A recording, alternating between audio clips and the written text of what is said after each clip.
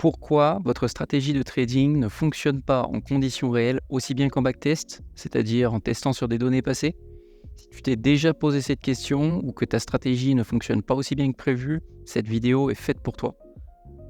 Voici l'évolution du portefeuille de backtest de l'une des stratégies que j'ai développées sur les contrats futurs et en particulier sur le Nasdaq 100. Donc c'est une stratégie 15 minutes que j'ai développée, implémentée et backtestée à l'aide du logiciel BetaTrader 5. Sur ce backtest, on démarre mi-2017 à 5 000 $ pour arriver à 2,8 millions mi-2024. Et cette stratégie, je l'ai baptisée Stochastic 85 car elle se base sur l'indicateur technique stochastique à laquelle j'applique un seuil d'achat de 85. Donc j'ai présenté cette stratégie dans une précédente vidéo, je vous mets le lien en description. Ici, on a la stratégie B que j'ai aussi appelée Stochastic 85 élargie, qui est une variante de la première, qui termine à 4,9 millions de $ sur la même période. Puis, on a la stratégie C qui arrive, elle, à 3,8 millions de $, qui est une autre variante appelée Stochastic 85 doublée. Parmi ces trois, quelle est la meilleure stratégie finalement? Donc, je vous laisse quelques secondes pour y réfléchir. Et si vous pensez avoir fait un choix éclairé juste avec ces informations, je pense que la suite va vous intéresser. Donc avec notre stratégie A, on a une évolution du portefeuille qui est plutôt saine, avec de belles périodes de hausse. On peut le voir au début, en quelques mois, on fait x2,5 sur le portefeuille, puis 2,4. On a une grosse période de hausse avec un x11. Et globalement, au niveau des pertes et au niveau des périodes de range, de stabilisation du portefeuille, c'est plutôt contenu. Et tout ça en 906 trades, donc ça représente entre 10 et 15 trades par mois. Voilà. Lorsqu'on regarde l'évolution de la deuxième stratégie, on voit que l'évolution du portefeuille est plus volatile et qu'on a une période en particulier de drawdown qui est assez importante, comme vous pouvez le constater. Et pour réaliser cette performance de 4,9 millions, cette stratégie passe plus de trades, 1439 en l'occurrence. Enfin, on a la troisième stratégie qui, elle, se situe, je dirais, un petit peu entre les deux, donc bon, à la fois en termes de performance et de comportement du portefeuille. Et le nombre de trades l'est aussi, puisqu'elle fait 1191 trades, ce qui se situe entre les deux stratégies. Voilà pour le comparatif. Maintenant, si on choisit l'une de ces stratégies et qu'on l'applique en conditions réelles, on verra que les résultats ils seront différents. Et la question qu'on va répondre, c'est pourquoi.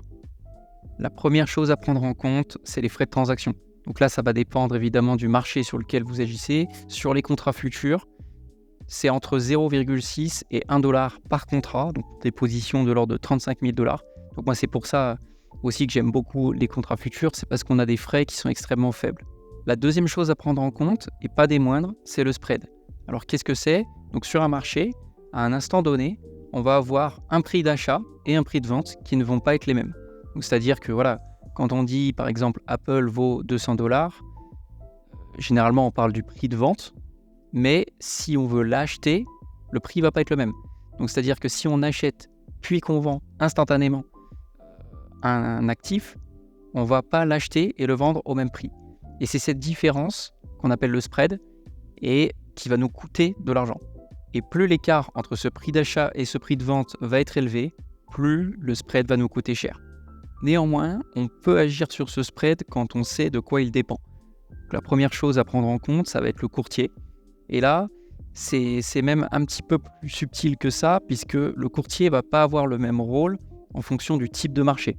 Donc sur, par exemple, les cryptos ou le forex, le courtier va être très important, puisque en fonction de sa manière de facturer les frais, il y en a certains qui disent qu'ils vont faire du zéro frais. À ce moment-là, ils ont des spreads qui sont très importants. Donc ça, il faut y faire attention. Et sur des marchés plutôt centralisés, comme les contrats futurs, là, le courtier n'a pas d'influence sur le spread, puisqu'on vient passer les ordres directement sur une place de marché centralisée, qui est en particulier le CME, le Chicago Mercantile Exchange, pour les contrats futurs Nasdaq 100, comme je trade par exemple. Puis, on a les conditions de marché. Donc là, c'est beaucoup pendant les news. Mais quand on a des pics de volatilité très importants, à une heure précise à cause d'une news, on va avoir le spread qui va devenir incontrôlable. Et là, il faut faire très attention. Moi, j'évite beaucoup les news parce que l'influence peut être énorme.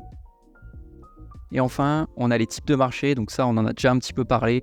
Là, typiquement, les contrats futurs sont imbattables sur le spread. Sur le Forex, il faut vraiment faire attention aux courtiers. Et après, sur d'autres produits, il faut faire aussi attention typiquement à tout ce qui est OTC ou tout ce qui va être CFD. Là, il faut faire très attention au spread et bien regarder ce qu'on fait, bien se renseigner, voire faire quelques essais pour pouvoir déterminer quel est le spread et pour pouvoir l'implémenter dans les backtests pour avoir des résultats qui vont être réalistes. Au niveau de la valeur de ce spread, moi je l'estime entre 1 et 2 dollars par contrat. Donc là, c'est vraiment de l'expérience et des essais que j'ai faits. C'est ce que je constate. Donc on peut voir que c'est pas négligeable par rapport aux frais de transaction, donc c'est vraiment important de le prendre en compte. La troisième chose à prendre en compte, c'est le slippage. Alors qu'est-ce que c'est ? C'est une situation dans laquelle le cours auquel votre ordre est exécuté ne correspond pas au cours auquel vous avez passé votre ordre. Donc typiquement, ça va être je veux acheter un actif à 100 dollars, son prix est à 100 dollars et l'ordre va être exécuté à 100,5 dollars. Mais ça peut aussi être exécuté à 99,5 dollars. C'est pas forcément toujours défavorable. Donc ça va dépendre de la taille de position, de la volatilité, du type de marché et de la latence. Donc la latence, typiquement, voilà, si vous avez un écart, une latence de 0,5 secondes entre chez vous et la place de marché, eh bien, entre le moment où vous allez appuyer sur votre souris et le moment où votre ordre va être réellement exécuté, il y aura un temps. Et le marché peut très bien avoir monté ou descendu pendant ce temps-là.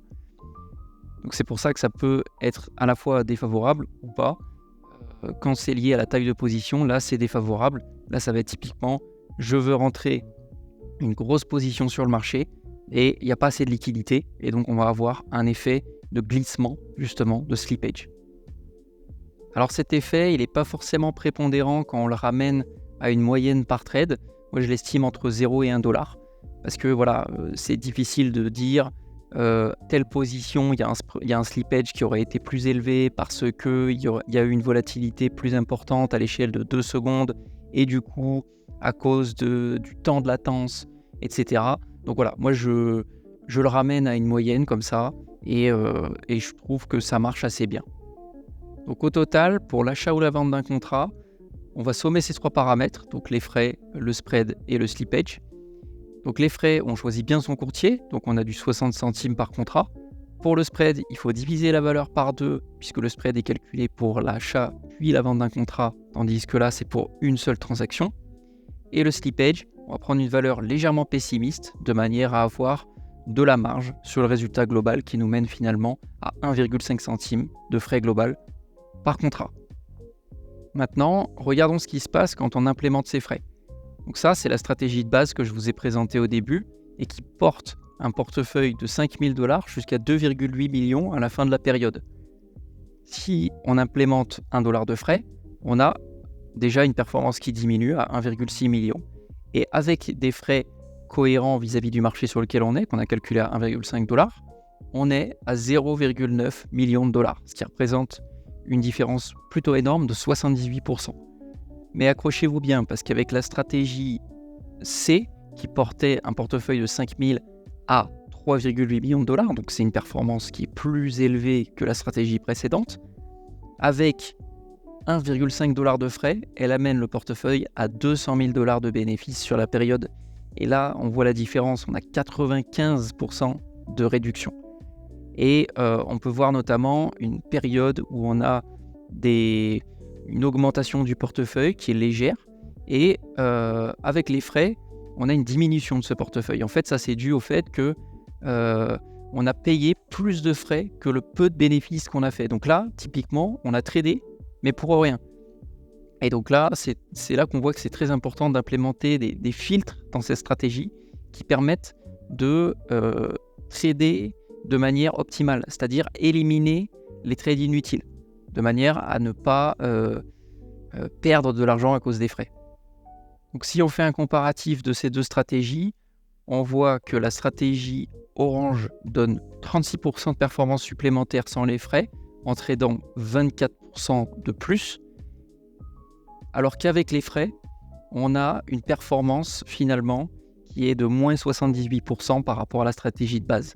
Donc là, on voit typiquement que quand on développe une stratégie, c'est hyper important de ne pas prendre des stratégies qui vont trop trader, de bien prendre en compte les frais, de manière à s'assurer que le supplément de performance qu'une stratégie va faire par rapport à une autre sera rentable. Et si on montre la dernière stratégie, on voit que la performance, elle n'est pas bien plus élevée, alors qu'à la base, c'était la stratégie la plus performante à 4,9 millions, ce qui représente 75% de perf par rapport à la bleue. Alors qu'on l'a vu, la bleue, finalement, c'est la meilleure, elle qui apporte 900 000 $ de bénéfices. Donc attention à bien choisir vos stratégies, à bien prendre en compte les frais lorsque vous backtestez une stratégie. Il ne faut pas partir à l'aveugle, c'est hyper important. Donc en conclusion, quand on élabore, quand on choisit une stratégie de trading, il est super important de compter les frais, le spread et le slippage et de choisir un marché et un courtier adapté qui permet de réduire ces paramètres, puisqu'on l'a vu, ces paramètres sont très importants dans la performance des stratégies qu'on utilise.